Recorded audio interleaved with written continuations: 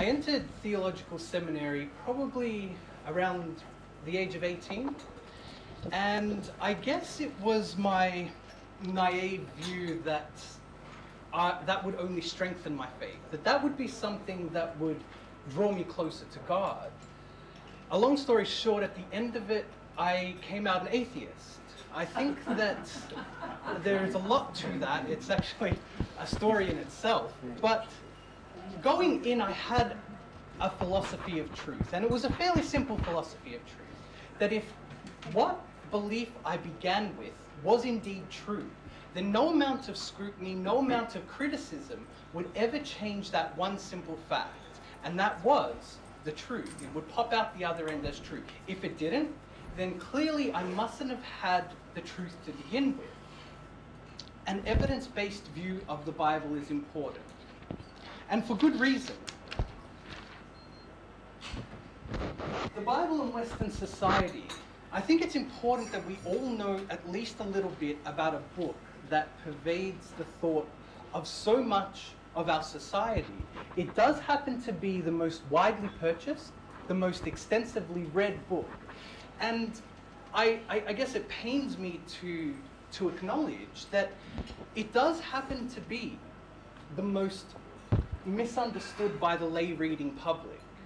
In fact, most of the research that is done by historians and scholars is never recognized by the lay reading public. And I guess that is an aspect to this that I hope to change in my work and throughout my life.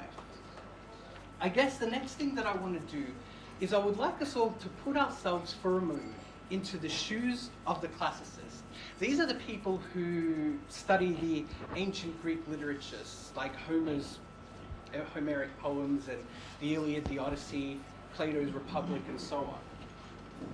Imagine that these works that we loved and cherished, the works that many of these scholars dedicate entire lifetimes to studying, was hijacked by a fundamentalist sect of religious zealots. They insisted that we accept that this was inspired by Zeus, and that this is an inerrant account of history. And it seems to me that this is exactly what has happened with the Bible. What we have are ancient works of literature. And they contain exactly what we would expect them to in the ancient world of a barbaric time. They do have flashes of poetic and literary genius, there is no doubt. There is a very good reason why these texts survived to our day. They were, I guess, the Shakespeares of their time who wrote these. There are a few of us who oppose this fundamentalist caricature of what the Bible has to say. We vilify them for that. Those small minority of us, of scholars, whether they're Christian or whether and the majority of Christians are quite liberal in their take on the Bible.